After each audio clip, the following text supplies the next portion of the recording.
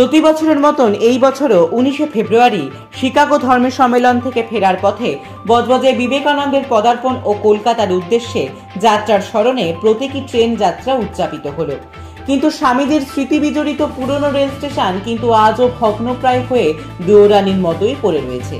কখনো কখনো সংস্কার করার কথা উঠলেও তা আজও হয়ে ওঠেনি, অথচ একটু উদ্যোগ গ্রহণ করলেই এই স্টেশনই হয়ে উঠতে পারে হেরিটেজ। স্থানীয় ইতিহাস গবেষক থেকে পুরো প্রধান সবার গলাতেই আক্ষেপের সুর। আসবো বিস্তারিত খবরে।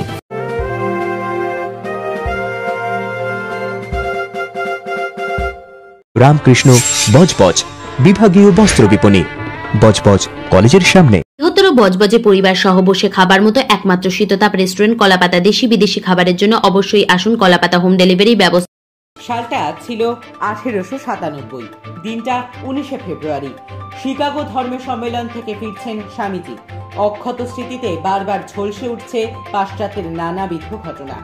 ধর্ম সম্মেলনের মঞ্চে তার বিদগ্ধ ভাষণে ভারতের প্রতিনিধিত্ব করা বা মার্গারেট নোবেল মানে ভবিষ্যতের নিবেদিতার সঙ্গে সাক্ষাৎ, সবকিছু। গন্তব্য কলকাতা। তাই ট্রেন ধরতে বজবজে পদার্পণ করেন তরুণ সন্ন্যাসী। নিজের অজান্তেই এই মফস্বলের মাটিতে সেদিন যেন এক ইতিহাস গড়ে দিয়েছিলেন বিবেকানন্দ, যা সময়ের হাত ধরে চর্চিত হতে হতে শুধু তার স্মৃতিধন্য বজবজেই সীমাবদ্ধ নেই, আঞ্চলিক বৃত্তের বাইরে এক বৃহত্তর ইতিহাসেও ঠাঁই করে নিয়েছে। বজবজের ট্রেন 1890 সালে চালু হয়। তার কয়েক বছর পরে স্বামীজি 1897-এর 19শে ফেব্রুয়ারি এই বজবজে তার শুভ পদার্পণ ঘটে।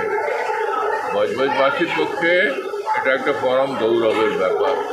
আমরা আগেকার দিনের লোকেরা বলতাম যে পাণ্ডব বর্জিত দেশ, এই দক্ষিণাঞ্চলকে বলা হয় পাণ্ডব বর্জিত দেশ।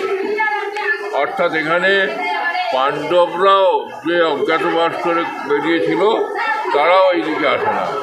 কিন্তু তার পরবর্তীকালে এটা স্বীকৃত হলো যে না, স্বামী বিবেকানন্দের মধ্যে একটা শ্রেষ্ঠ ধর্মবীর, তিনি বজবজে নেমেছেন এবং সেই যে কালিমা ছিল পাণ্ডব বর্জিতদের, সেই কালিমাকে দূর করে দিয়েছে। এটা আমাদের পরম সৌভাগ্য যে আমরা এই মাটিতে, যেখানে স্বামী বিবেকানন্দের পায়ের ধুলো পড়েছিল, সেই মাটিতে আমরা অনেক দিন কাটি। প্রথম এটা আমি আবিষ্কার করে, আমি লোকেশানন্দ থেকে তো পরে এসেছে, আমি প্রথম আবিষ্কার যখন করলাম আমি ইউরেকা করে উঠেছিলাম।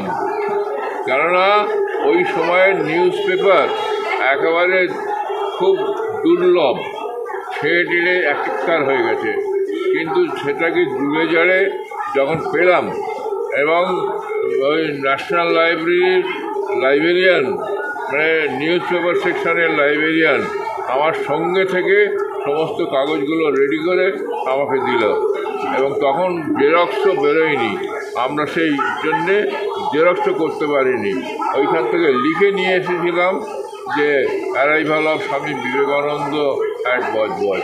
একমাত্র স্বামী গম্ভীরানন্দের যে বই যুগনায়ক বিবেকানন্দ, তার 1 ভলিউম 2 ভলিউম 3 ভলিউম, তার মধ্যেই স্বামীজির জীবনী সব তাতে লেখা আছে এবং যেটাকে একমাত্র অথেন্টিক বই বলা হয়। এবং যেহেতু এটা রামকৃষ্ণ মিশন থেকে পাবলিশ হয়েছে, তা স্বামীজির জীবনীকাররা সকলে সেই বইটাকেই কোর গ্রন্থ বলে তারা ধরে নিয়ে সকলেই একই কথা লিখেছে, স্বামীজির খিদির করে নাম। কিন্তু আমি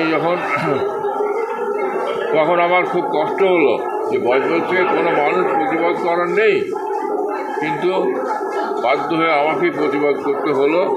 রামকৃষ্ণ মিশনকে আমি একটা চিঠি দিই, বজবজে স্বামী বিবেকানন্দ যে লেখাটা আছে ওর মধ্যে সেটা আছে। তারপর থেকে শুরু হয় আমার অন্বেষণ। প্রতি বছরের মতো এবারেও স্বামী বিবেকানন্দের পশ্চিমবঙ্গের মধ্যে প্রথম বজবজে পদার্পণ উপলক্ষে এক প্রতীকী ট্রেন যাত্রার আয়োজন করেছিলেন রেল কর্তৃপক্ষ। বজবজের পুরাতন রেল স্টেশনে স্বামীজি একটি ঘরের চেয়ারে বসে ট্রেনের জন্য অপেক্ষা করেন এবং তারপর ট্রেনে করে কলকাতার উদ্দেশ্যে রওনা হন। ঘটনাচক্রে ইতিহাসের সাক্ষী হিসেবে ওই চেয়ারটিকেও তাদের মিউজিয়ামে রেখে দিয়েছে পূর্ব রেলওয়ে। ওই প্রত্যেক বছরই এই দিনটিকে স্মরণ করে একটি প্রতীকী ট্রেন যাত্রাও করা হয়। 1893 সালে শিকাগো মহাধর্ম সম্মেলনে স্বামী বিবেকানন্দ হিন্দু সনাতন ধর্মের প্রতিনিধিত্ব করে বিশ্ব বিজয় করেছেন। তারপর 4 বছর ব্যাপী পৃথিবীর বিভিন্ন দেশ পরিক্রমা করে 1897 সালে তিনি বাংলার মধ্যে প্রথম এই বজবজে পদার্পণ করেন SS মোম্বাসা নামক জাহাজে করে এসে, এবং জাহাজে তিনি রাত্রি যাপন করেন। তারপর আমাদের যে পুরাতন রেল স্টেশন সেইখানে তিনি সকালবেলা আসেন, চেয়ারে ওয়েটিং রুমে বসেন, তারপরে এখান থেকে ট্রেন যোগে শিয়ালদা যান। শিয়ালদা থেকে 10,000 ভক্ত ছাত্রছাত্রী তারা ঘোড়ার গাড়িকে তারা দড়ি দিয়ে হাতে টেনে নিয়ে যান আলমবাজার মঠ পর্যন্ত। অর্থাৎ বজবজের এই ভূমি পবিত্র হয়েছে স্বামীজির পদার্পণের মধ্যে দিয়ে, এই ঐতিহাসিক ঘটনার মধ্যে দিয়ে, যেটার ঐতিহাসিক স্বীকৃতি ছিল না। কিন্তু বজবজের আঞ্চলিক ইতিহাস গবেষক শ্রদ্ধেয় গণেশ ঘোষ তিনি অনেক কাগজপত্র বইপত্র ঘেটে তিনি এটাকে আবিষ্কার করেন, এবং পরবর্তীকালে রামকৃষ্ণ মিশন ও মঠ এবং রামকৃষ্ণ মিশন ইনস্টিটিউট অফ কালচারের তৎকালীন জয়েন্ট সেক্রেটারি স্বামী লোকেশ্বরানন্দজি এটাকে স্বীকৃতি দেন যে হ্যাঁ, স্বামীজি বাংলার মধ্যে বজবজেই এসে প্রথম পদার্পণ করেছিলেন। আজকে সেই 1897 সাল থেকে আজকে পর্যন্ত এত বছর পরেও স্বামীজি আমাদের গর্বের, আমাদের শ্রদ্ধার, আমাদের প্রাণের, কিন্তু তার যে বাণী, তার যে বক্তব্য, অর্থাৎ তিনি তো ধর্মকে হাতিয়ার করে ভেদাভেদ করতে চাননি, অনৈক্য আনতে চাননি, মানুষের মধ্যে হিংসা আনতে চাননি। হিন্দু ধর্মের যে মূল কথা, সনাতন হিন্দু ধর্মের যে পরধর্ম সহিষ্ণুতা এবং প্রেম, মৈত্রী, ঐক্য, শান্তি, ভালোবাসা, স্বামীজি সেই বার্তাই দিয়েছিলেন যে এই দরিদ্র, মুচি, মেথর, চণ্ডাল ভারতবাসী, আমার দেশবাসী, এদের জন্য কাজ করতে হবে। আজকে আমরা কজন সেটা মনে রাখতে পারছি? এটা আমাদের দুর্ভাগ্য। স্বামীজিকে শ্রদ্ধা জানাতে গেলে আমাদের দেশে জাত পাত, ভাষা, বর্ণের মধ্যে ভেদাভেদ করলে, অনৈক্য করলে হবে না। সকলকে ঐক্যবদ্ধভাবেই দেশবাসীকে এগোতে হবে। সেটাই হবে স্বামীজির প্রতি প্রকৃত শ্রদ্ধার। কিন্তু আক্ষেপের বিষয়, বজবজের পুরাতন রেল স্টেশনটি আজও পড়ে রয়েছে সেইভাবেই, শরীর জুড়ে অবহেলার ক্ষত বহন করছে।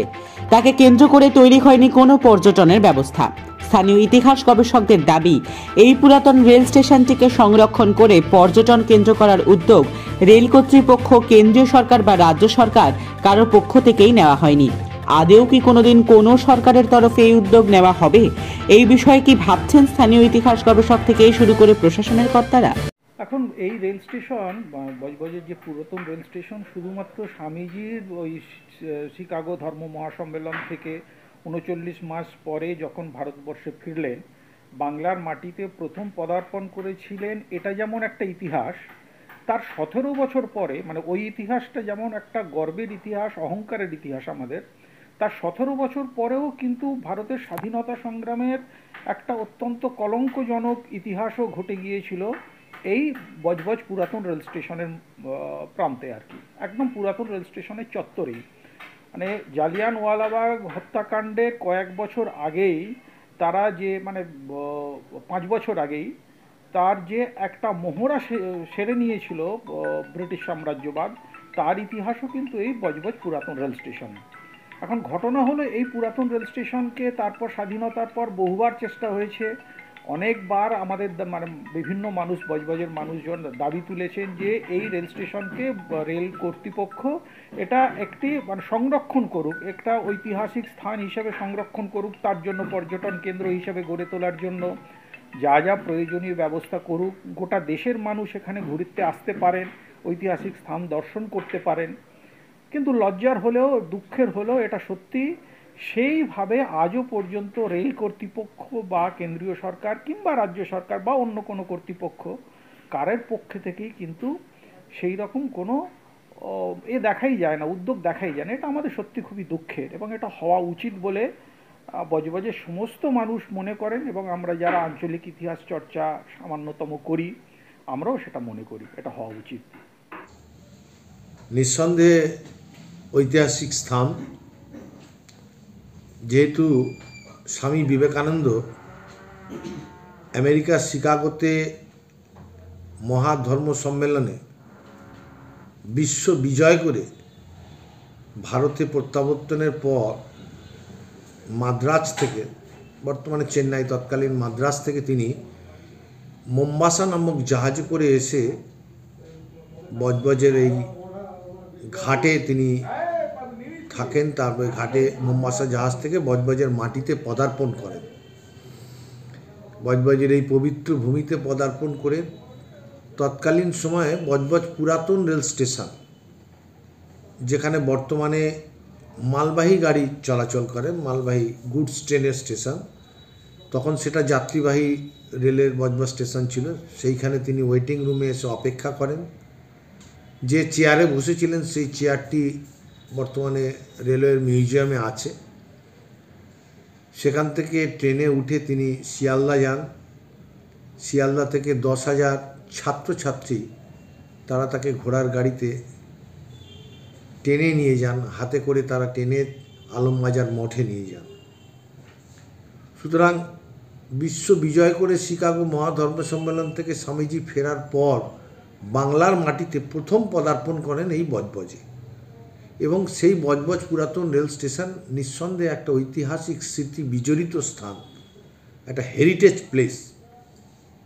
বহুবার দাবি উঠেছে, স্বাভাবিকভাবে মানুষ এটা প্রত্যাশাও করেন যে রেলওয়ে কর্তৃপক্ষ বিবেকানন্দ যে ঘরে এসে অপেক্ষা করেছিলেন ট্রেন ধরার জন্যে, সেটাকে সংরক্ষিত করবেন বা এই রেল স্টেশনের ওপরে গুরুত্ব আরোপ করে মানুষের কাছে এটা যাতে দ্রষ্টব্য হয়ে ওঠে তার জন্য যথাযথ ব্যবস্থা নেবেন।